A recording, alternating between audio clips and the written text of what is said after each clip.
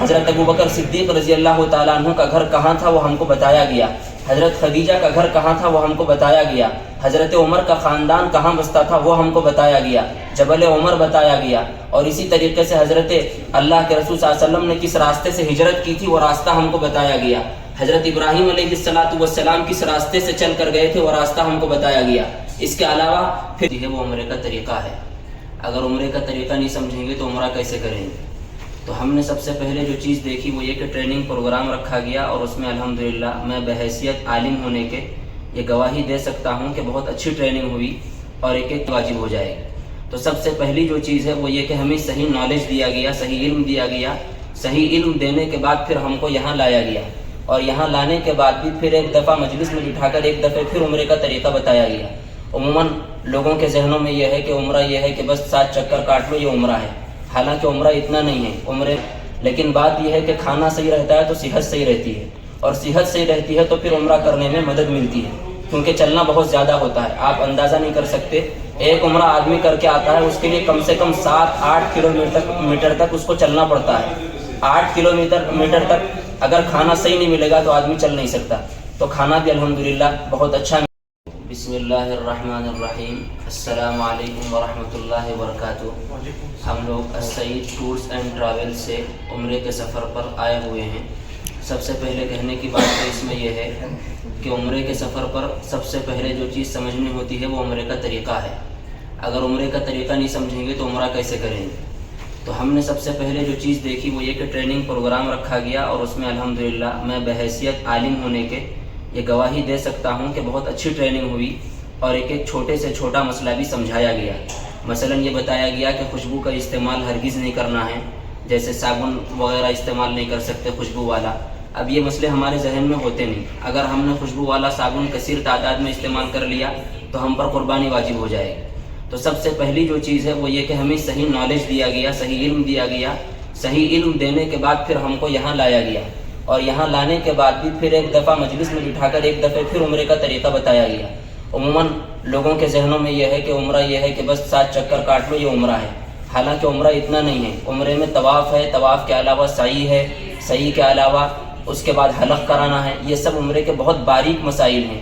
اگر عمرے کا طریقہ سیکھے بغیر ہم کریں گے تو قیامت تک عمرہ قبول نہیں ہو سکتا۔ تو میں نے سب سے پہلی چیز جو محسوس کی وہ یہ کہ صحیح علم کی روشنی میں ہم نے عمرہ کیا، اور ایک مرتبہ ہم کو طریقہ پتہ چلا تو اس کے بعد کئی نوجوانوں کو میں نے خود دیکھا کہ انہوں نے خود کئی عمرے کیے، کسی نے 5 عمرے کیے ہیں، کسی نے 6 عمرے کیے ہیں، اور گروپ کی طرف سے ہم کو باضابطہ 3 عمرے کرائے گئے ہیں۔ ایک عمرہ تو ہمارے وطن سے، دوسرا عمرہ ہم نے جیرانہ سے کیا، اور تیسرا عمرہ ہم نے طائف سے کیا۔ تو یہ پہلی بات میں نے آپ حضرات کی خدمت میں پیش کی۔ اور دوسری بات یہ ہے کہ یہاں کی جو سروس ہے وہ بھی الحمدللہ بہت اچھی ہے۔ وہاں جس ہوٹل میں ہم رکے تھے اس کا نام نورت الشمس تھا، بہت اچھی ہوٹل تھی، اور کھانے کا انتظام بھی تھا۔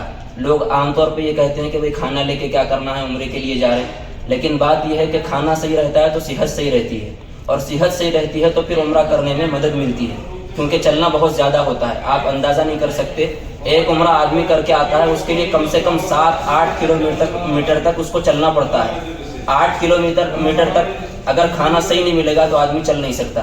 تو کھانا بھی الحمدللہ بہت اچھا ملا، اور ہر اعتبار سے ہمارے ساتھیوں نے آپ کو بتایا، ہم گلبرگہ واپس آئیں گے، آپ کسی سے بھی پوچھ لیجئے، الحمدللہ سروس صحیح رہی، ہر اعتبار سے سروس صحیح رہی۔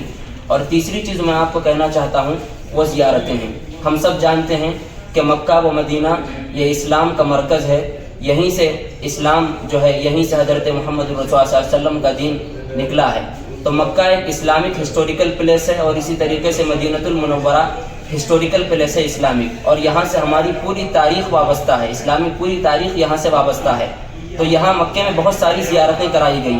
حضرت ابوبکر صدیق رضی اللہ تعالیٰ عنہ کا گھر کہاں تھا وہ ہم کو بتایا گیا، حضرت خدیجہ کا گھر کہاں تھا وہ ہم کو بتایا گیا، حضرت عمر کا خاندان کہاں بستا تھا وہ ہم کو بتایا گیا، جبل عمر بتایا گیا، اور اسی طریقے سے حضرت اللہ کے رسول صلی اللہ علیہ وسلم نے کس راستے سے ہجرت کی تھی وہ راستہ ہم کو بتایا گیا، حضرت ابراہیم علیہ السلام کس راستے سے چل کر گئے تھے وہ راستہ ہم کو بتایا گیا۔ اس کے علاوہ پھر یہاں ہم مدینۃ المنورہ آئے، یہیں سے اسلام کی نشت ثانیہ ہوئی تھی، اور یہاں کی بھی پوری ہسٹوریکل پلیسز ہم کو بتائی گئی۔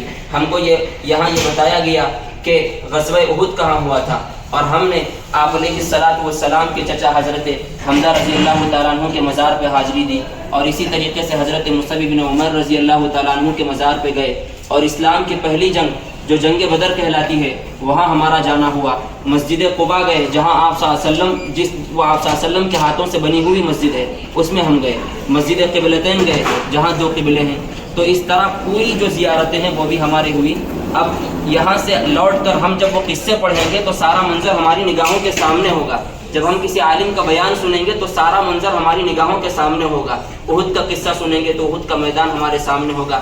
مختصر یہ کہ بہت اچھا سفر رہا ہمارا، اور اس گروپ پر سعید ٹورز اینڈ ٹریولز والوں پر مکمل اعتماد کیا جا سکتا ہے۔ میں آپ تمام حضرات سے یہ گزارش کرتا ہوں کہ آپ اس گروپ پر اعتماد کریں، اور آئندہ اگر آپ کوئی سفر کرنا چاہتے ہیں عمرے کا یا حج کا تو آپ اس گروپ پر اعتماد کر سکتے ہیں۔ اللہ تعالیٰ ہمارے عمرے کو قبول فرمائیں، اور جتنے لوگ دیکھ رہے ہیں اللہ تعالیٰ ان کو بھی اپنے گھر کی زیارت نصیب فرمائیں۔ آمین۔ وآخر دعوانا الحمد للہ رب العالمین۔